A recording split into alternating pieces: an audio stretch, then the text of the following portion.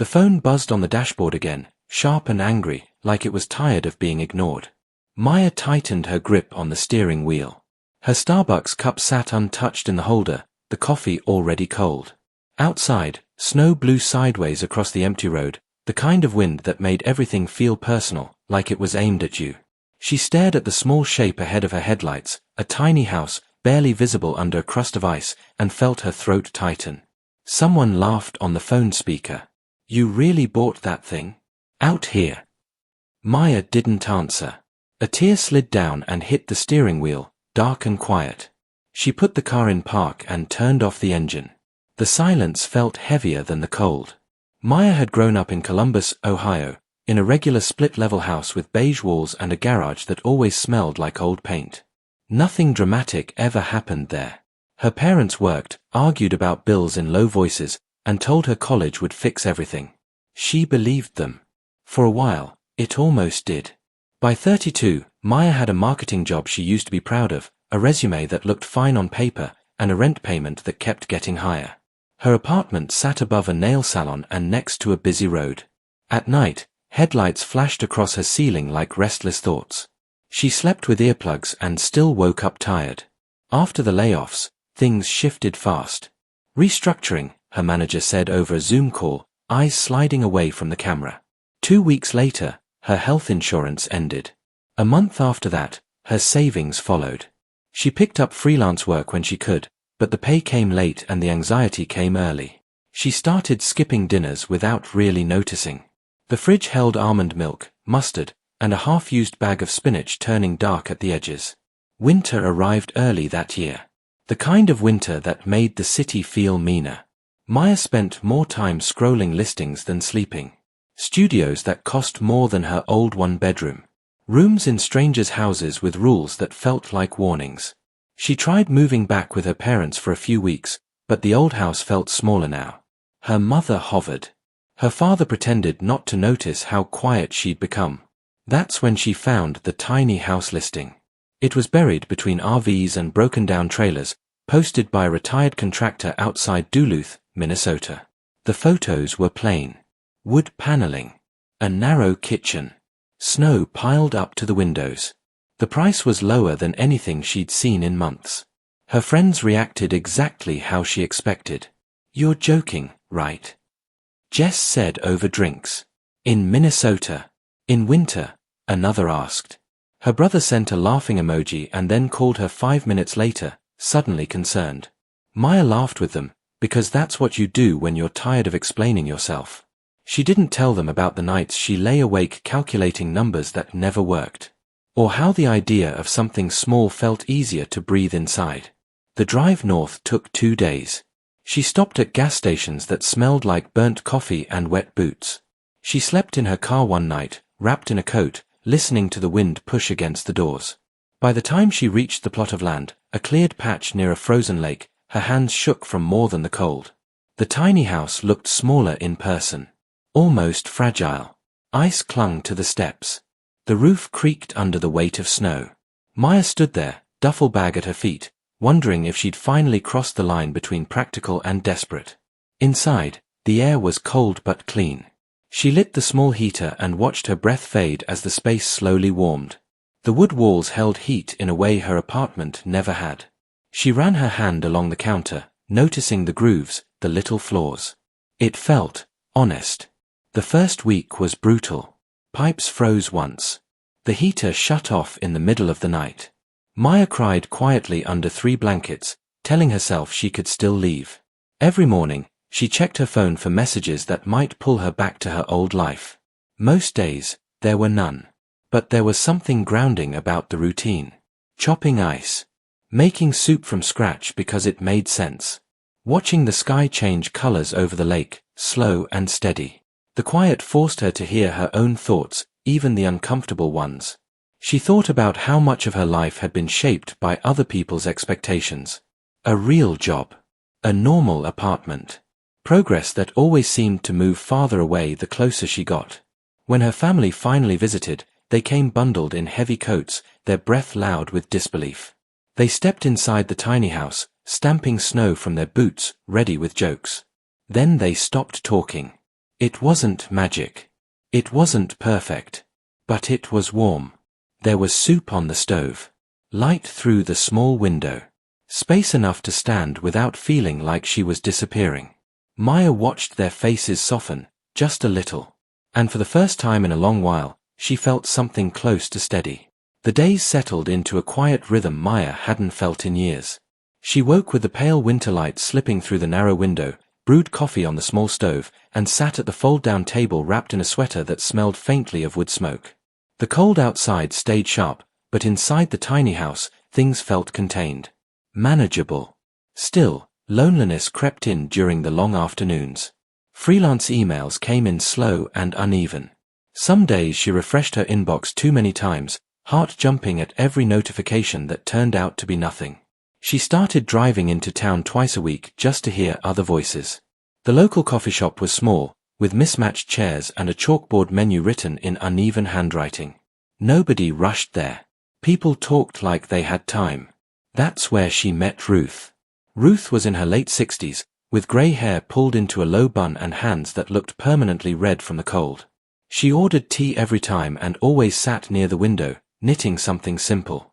The first day, Maya only noticed her because the shop was crowded and the last open chair happened to be across from her. "You can sit," Ruth said, not looking up. "I don't bite." Maya smiled and sat down, wrapping her hands around her cup like it was a shield. They didn't talk much at first. Just small things. The weather. How bad the roads were. The price of groceries. Normal talk that felt strange and comforting at the same time. Over the next few weeks, they kept crossing paths. It wasn't planned. Just the same hours, the same quiet need to be around someone without having to explain too much. One afternoon, when the snow was especially heavy, Ruth looked up from her knitting and asked, "You new here?" Maya nodded. "Moved up a few months ago." "Big move," Ruth said. "You running from something, or toward it?" The question landed heavier than Maya expected. She laughed, short and unsure. "I don't know. Maybe both." Ruth nodded like that made sense. She didn't push. That was the thing Maya appreciated most. No advice. No judgment. Just space. One day, the heater in the tiny house cut out again. Maya sat on the floor, wrapped in a blanket, staring at her phone, fighting the urge to call her brother and admit defeat. Instead, she drove into town, more out of habit than hope. When she told Ruth what happened, embarrassed and frustrated, Ruth didn't react with shock or concern. "My husband built our place himself," Ruth said calmly. "Things break. Doesn't mean you made a bad choice." She scribbled a name on a napkin. "Call this guy. He helped me after my husband passed. Fair. Quiet. Doesn't make you feel dumb." Maya stared at the napkin longer than necessary. Asking for help still felt like failure. But that night, as the cold pressed in again, she made the call. The repair was simple. A loose connection. The man showed her how to check it herself next time. When he left, the heater hummed back to life, steady and reliable. Maya stood there, listening, feeling something loosen in her chest. Later that evening, she found an old voicemail while clearing space on her phone. It was from her former manager, left months ago, after the layoffs. She hadn't listened to it then. It felt too raw. Now, sitting alone in the warm glow of the tiny house lights, she pressed play. "I should have fought harder for you," the voice said. "You were good. I hope you know that." It wasn't an apology. It didn't change anything. But it softened something inside her that had been tight for too long. Maya started opening up to Ruth in small pieces. About the job. The apartment. The feeling of always being behind, no matter how hard she worked. Ruth listened, nodding, sometimes sharing her own stories. A marriage that wasn't perfect. Years of working a job she didn't love because it paid the bills. The quiet shock of waking up alone after decades of not being. "Life doesn't give you clean chapters," Ruth said once. "Just pauses. If you're lucky." Maya thought about that on the drive home, the tiny house glowing faintly against the dark snow. She realized she'd been treating this move like a mistake she needed to justify, instead of a pause she needed to use. She began making small changes. setting clearer boundaries with clients, charging a little more, saying no when the work felt wrong. She organized the tiny house, donated what she didn't need, and fixed what she could with her own hands. Each small task gave her a sense of control she hadn't felt in years. One evening, Ruth accepted Maya's invitation to visit the tiny house. She took off her boots at the door and looked around slowly, taking everything in. The shelves, the narrow bed, the little table by the window. "It's enough," Ruth said quietly. "That's rare." Maya felt her eyes sting, surprised by how much that simple sentence meant. Outside, the wind still howled. The cold didn't care about her progress. Bills didn't disappear. Fear still showed up, especially at night. But there was something new now. A thread connecting her to this place. To someone who saw her not as a failure or a joke, but as a person figuring things out. And for the first time since she'd parked her car in front of the tiny house, shaking and unsure, Maya didn't feel like she was surviving anymore.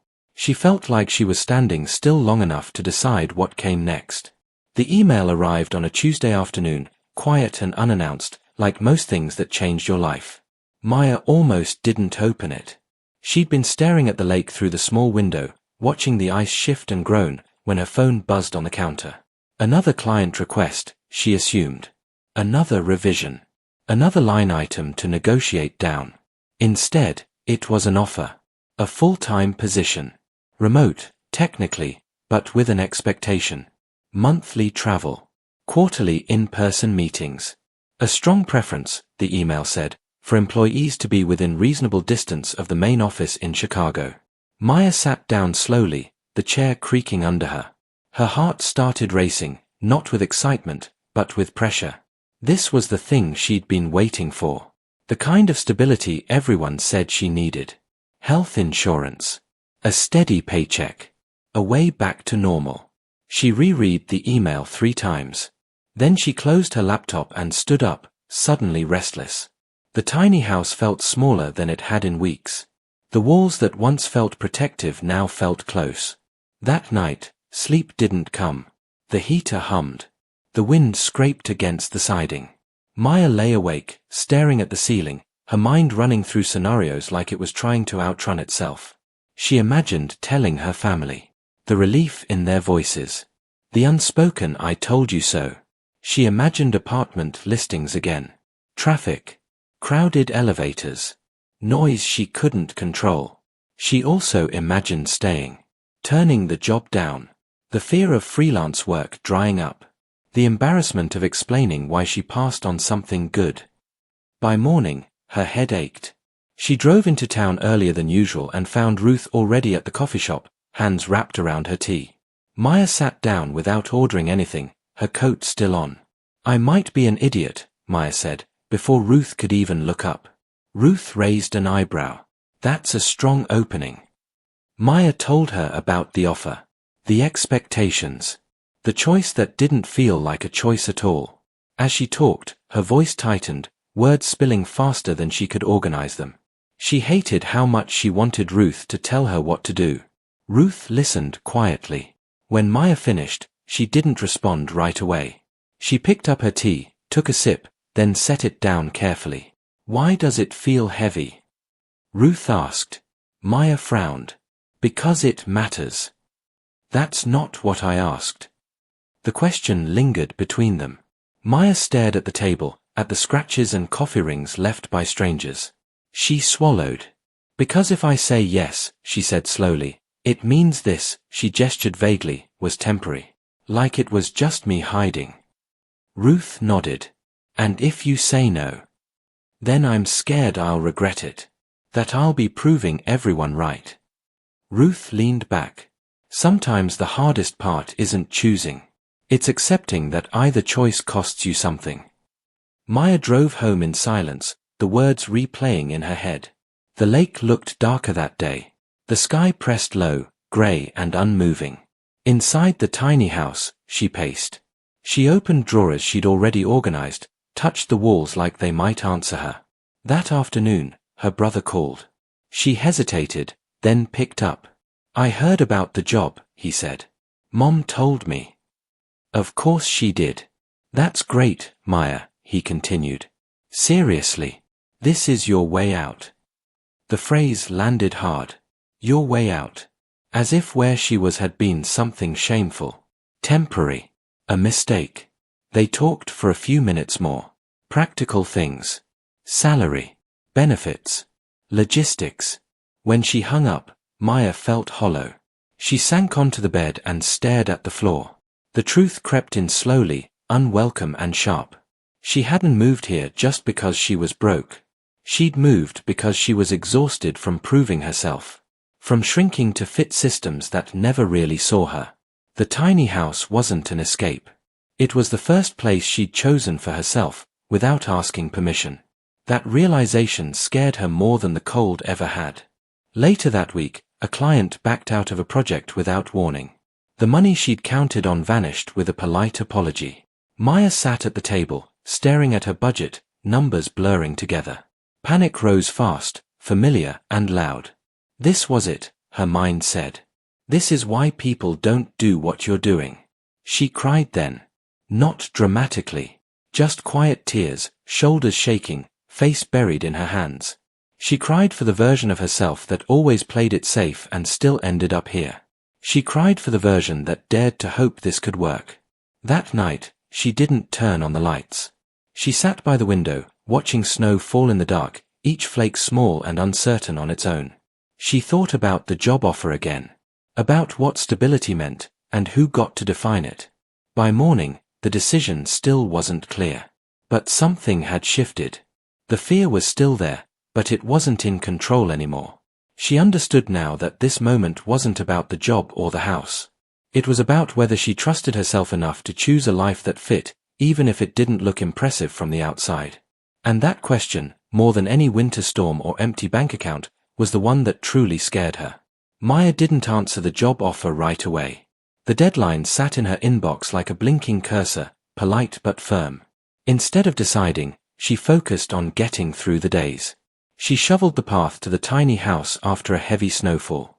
She cooked meals that lasted more than one night. She sent follow-ups to clients without apologizing for existing. The panic didn't disappear. It showed up in the mornings, tight in her chest, and again late at night when the wind rattled the windows. But it no longer felt like an emergency. It felt like a signal. Something asking to be listened to instead of silenced. One afternoon, the lake began to thaw around the edges. Not dramatically. Just a thin, dark line of water where ice had been solid for months. Maya stood outside in her boots, breath fogging the air, and watched it happen. Change didn't announce itself. It just showed up, quietly, when conditions allowed. She drove into town and found Ruth at the coffee shop, as usual. The place smelled like baked bread and burnt espresso. Maya ordered her drink and sat down, pulling the folded printout of the job offer from her bag. I think I know what I'm going to do, Maya said. Ruth looked at her, calm and patient. Do you? I'm going to say no, Maya said. The words felt heavy but right. Not because it's a bad job, but because I don't want to build my life around something that already feels like a compromise. Ruth smiled, small and careful. That sounds like a choice, not a reaction. Maya exhaled, realizing how long she'd been holding her breath. The email she sent later was short and honest. She thanked them. She explained she wasn't in a place to commit to travel or relocation. She wished them well. When she hit send, her hand shook, but there was no immediate regret. Just a strange, clean quiet. The consequences came, as expected. Money stayed tight. Some nights she stared at her budget and felt that familiar pinch of fear. But something else happened too. A local nonprofit reached out after seeing her work online. The pay wasn't huge, but it was steady, flexible, meaningful in a way her old job never was. Maya didn't tell many people about it. She learned she didn't need to. Her family still worried. Her brother asked if she was sure more than once. She answered calmly, I am. Over time, the questions softened. Concern turned into curiosity. Curiosity turned into acceptance, or at least silence. Spring came slowly. Snow melted into mud. The road leading to the tiny house turned messy, then passable. Maya fixed the steps herself, hands sore but proud. She planted herbs in small containers by the window. They grew unevenly, stubborn and alive. One evening, Ruth came over again. They sat at the tiny table, soup steaming between them. The heater hummed. Outside, frogs started calling near the lake. "You did something brave," Ruth said, not looking at her. Maya shook her head. "I don't think it was brave. I think it was honest." Ruth smiled. "That's usually harder." Later, after Ruth left, Maya stood alone in the tiny house. She thought about how people had laughed when she bought it. How they expected her to fail or give up or come crawling back to something bigger and safer. They'd stepped inside eventually. They saw the warmth, the care, the way everything had a purpose. But the truth was, it didn't matter if they understood. Maya lay down that night, listening to the familiar sounds of the place she'd built a life around. It wasn't perfect. It wasn't impressive. But it was hers. The win wasn't the house or the job or even the stability she was slowly rebuilding. The win was learning that her worth wasn't measured by square footage or titles or how well her life fit someone else's idea of success. As sleep came, Maya thought about how many people were quietly standing at their own breaking points, afraid to choose what fit because it might look small. Sometimes, she realized, small was just another word for enough. And somewhere out there, someone would read her story, feel seen, and finally believe they were allowed to choose that too.